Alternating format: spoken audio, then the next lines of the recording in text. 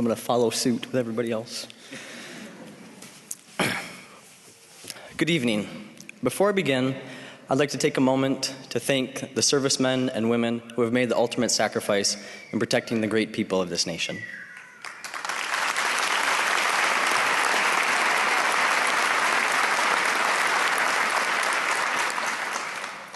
Your show has begun. If you have not already done so, please turn your cell phones, children, and chatty second relatives to vibrant or silent. Before we get rolling, I have to tell you that I'm going to need your help in a few minutes. When I say na na na na na na na na na na na na na na na na, you say Batman. All right, we'll try it one more time. Na na na na na na na na na na na na na. Batman. Very good. Thank you. I would also like to welcome Dean Finnegan, members of the board and faculty, family, and friends. As I stand in front of you all, I can't help but think what an honor it is for you all to hear me speak. Because when we look back at our own commencement speakers, we remember how their speeches changed our lives forever. After enduring a drama-less 4 years in high school, followed by another unexciting 4 years in college, it took until those special moments for us to realize our potential. Of course, today is no different, because I single-handedly will change your lives again today. Okay, maybe I won't, but you have to listen to me anyway. Even though you're not going to remember everything I say a year from now, I hope that you remember one thing, is that from here on out, you're going to fail. A lot. Maybe not as much as Minnesota's professional sports teams in the past decade, but you're going to fail. Other than death, taxes, and our massive debt, failure is the only other guarantee in life. Sure, some of you have maintained a 4.0 in college, received a full ride in D1 gymnastics, completed nursing school to help save many people, completed an Ironman, became a first-generation college graduate, and today you're not completing graduate school. Our lives have been filled with success. We know what it looks like and feels like to be successful. But what is failure? Is it Dr. Vernig telling you you're just simply wrong in front of the entire class? Or realizing you forgot all of your notes at home for your biostats final in the middle of a blizzard? Or restarting your entire master's project in February? Or taking data demographics, or rewriting your entire policy analysis, or the number of you who didn't complete your project but are still walking today.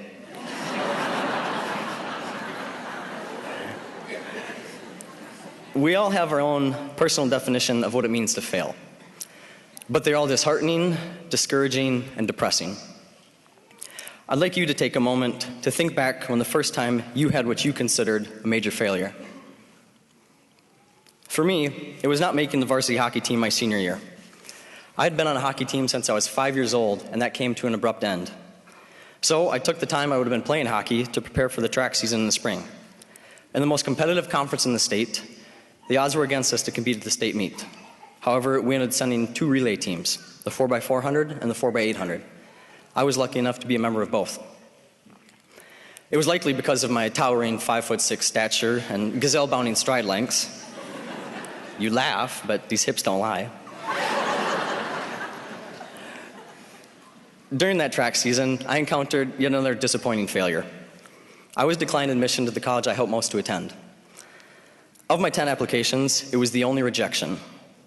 But I went on to attend a top 10 college. Granted, the ranking was based on campus food, but it was top 10 nonetheless. I indulged in a nice a la carte education as well. We will continue to experience personal failures for the rest of our lives. However, we'll also experience failures that inflict more than just the disappointment in ourselves. So, what does it mean when we fail in our professional lives? When we fail in public health, which we will, we'll let down hundreds, thousands, maybe even millions of people. Take, for example, when Clinton failed to reform healthcare. Several presidents failed at this before Obama was successful. Franklin Roosevelt proposed publicly funded health care and insurance, but it took some 20 years for Lyndon Johnson to establish Medicare and Medicaid. Failure is part of the process in public health. we set the stage for the eventual success of others. Some may know of our failures, most will not. However, not only am I ready to fail, I'm excited to fail. I'm also terrified.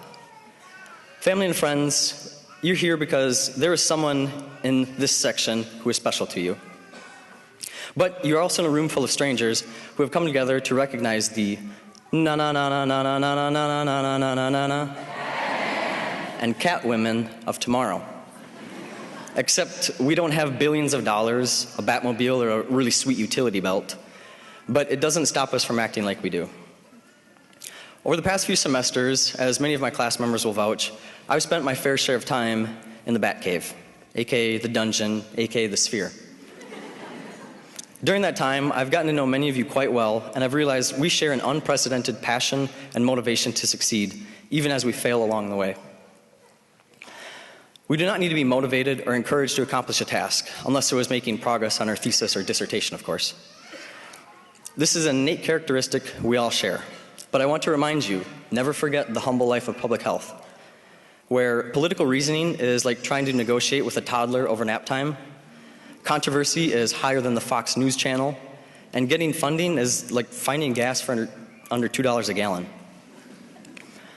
Public health is full of villains and problems and failures. With little to no recognition, we will work tirelessly through the nights on weekends and holidays, trying to pass policy through the jokers, legislators. You will make countless edits to your grant proposal only to see it struck down by the single stroke of a pen. And don't get me started on using sass and R. It is at these points you feel overwhelming failure. We have learned so much through the advice and wisdom and teaching of our professors and have such high hopes that we think we can solve the world's public health problems, but we can't. Not alone, at least. This is because we cannot make great accomplishments in public health by working alone. Today, we embark on our na-na-na-na-na-na-na-na-na-na-na and Catwoman relay team. I ran at the state track meet because I was driven to succeed. But I was not fast enough to compete in an individual event, so I had to rely on my teammates to help me accomplish my goal. Like na-na-na-na-na-na-na-na-na-na-na-na and Catwoman, we worked independently to overcome some of our own personal battles. However, when the biggest and meanest villains were defeated, it was when na-na-na-na-na-na-na-na-na-na-na-na and Catwoman worked together. At the track meet, it was having perfect handoffs and beating out Stillwater and Woodbury in the final 50 meters of the 4x400. My dream of going to state became a reality because I joined the relay team. Given the struggles people face in the world today, not everyone gets to live out their dreams. And this is what brings us all together today. We dream big for those who cannot and amplify the voices that cannot be heard. We know the work we're doing today is making tomorrow a better place. Some may know of our successes, most will not, because they will be living them. I've never been a fan of the phrase, "Don't be afraid to fail," because while we may learn from our mistakes, not being afraid to fail suggests we lack conviction, which is definitely not the case. I would argue that we are here today because we are terrified to fail at our passions in life.